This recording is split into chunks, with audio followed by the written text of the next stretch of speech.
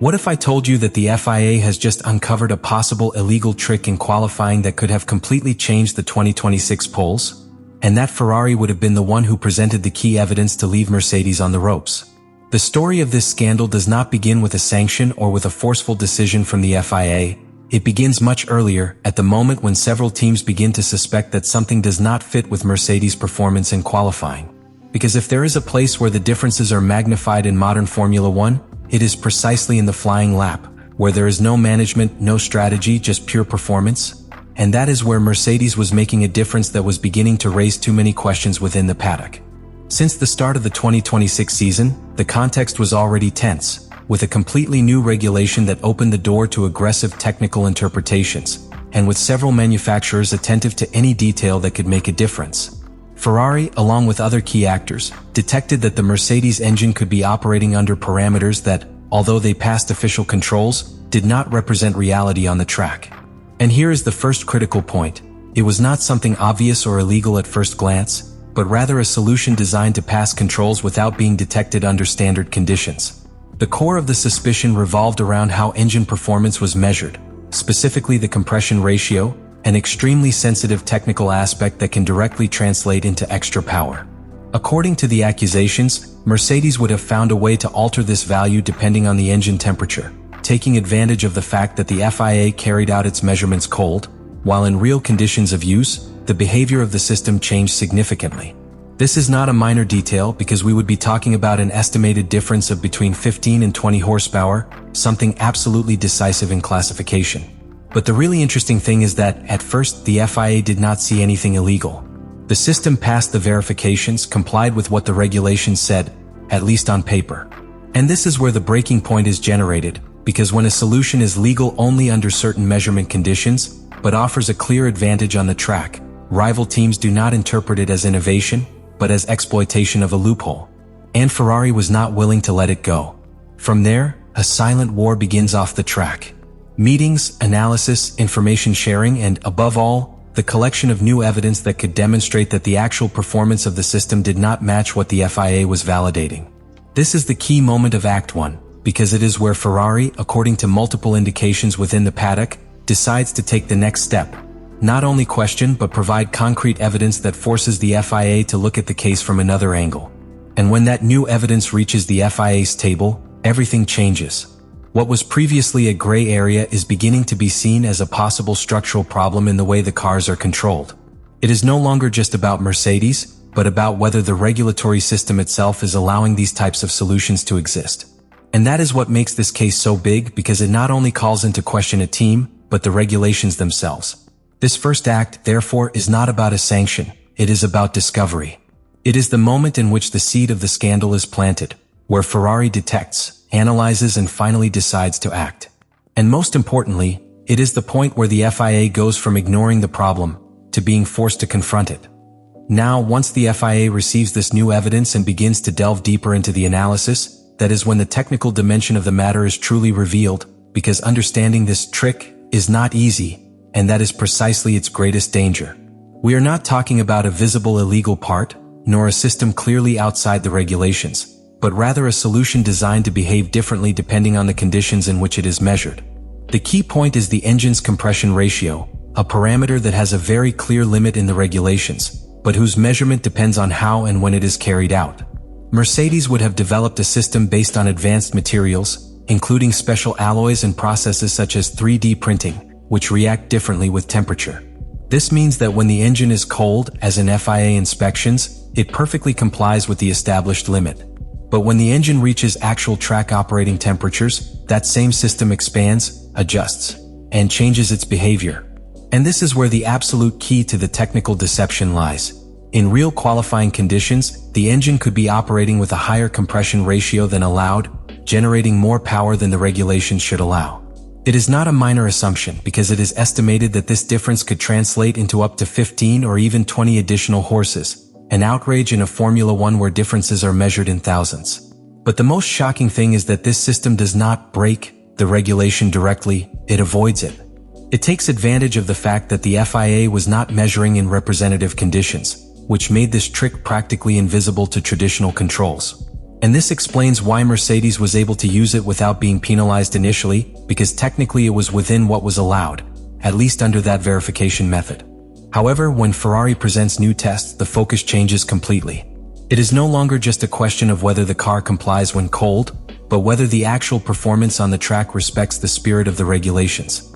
And this is where the FIA begins to see the real problem. It is not just an aggressive innovation, it is an interpretation that breaks the competitive balance. The immediate consequence is that the FIA is forced to rethink its own technical control system. Because if one team has been able to exploit this loophole, what's stopping others from doing the same? This is the moment when the agency implicitly recognizes that the problem is not just Mercedes, but the verification process itself. And that is why it makes a key decision: change the measurement methodology, introducing controls and conditions closer to reality, including hot measurements. This move changes everything because the moment you change how it is measured, the advantage is automatically eliminated. That is, the trick stops working not because the system disappears, but because it can no longer be hidden. And that is where the story takes its definitive turn, because what was previously legal under certain conditions is no longer viable the moment those conditions change. And this is where everything really explodes, because when the FIA finally makes a decision after analyzing the new evidence, the consequences are not only technical, they are sporting, political, and, above all, completely decisive for the championship. What until then had been a silent, almost invisible advantage, becomes a turning point that can change the competitive order of the grid. The ban on this system is not simply a clarification of the regulations, it is a direct hit to Mercedes' performance in qualifying. Because if that extra power advantage, even if it was just a few horsepower, was making a difference in the pole position, its elimination means losing that margin that allowed them to be ahead at key moments. And in modern Formula One, starting first is not just a statistic. It is half a guaranteed result on many circuits. But the impact does not remain only in Mercedes. Teams like Red Bull, who might also have been benefiting from similar philosophies, automatically fall on the radar. This generates a domino effect within the paddock, where everyone begins to question what own solutions could be at risk due to a change in the interpretation of the regulations. Because when the FIA acts in this way, it is not attacking an isolated case, it is sending a clear message to the entire grid. Any gray area will be eliminated. For Ferrari, however, this move represents a huge strategic victory. Not only because it potentially eliminates a direct disadvantage against Mercedes, but because it validates their position from the beginning of the season. Having carried out tests, having put pressure on, and having forced this review puts the team in a much stronger position within the political game of Formula One, which is often as important as performance on the track. And then there is the FIA, which is left in a delicate position. Because although it finally acts, it does so after having initially declared the system legal. This opens a huge debate about the agency's ability to anticipate these types of solutions and whether current controls are really sufficient in an era where engineering is pushed to the absolute limit. Changing the measurement methodology is, at its core, an admission that something was not being controlled correctly. At championship level, this can be decisive. If Mercedes loses performance in qualifying, it loses starting positions, and that directly affects its ability to score points consistently.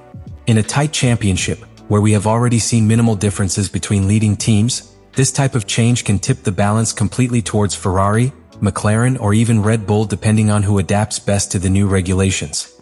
But the most important of all is the precedent that this case leaves.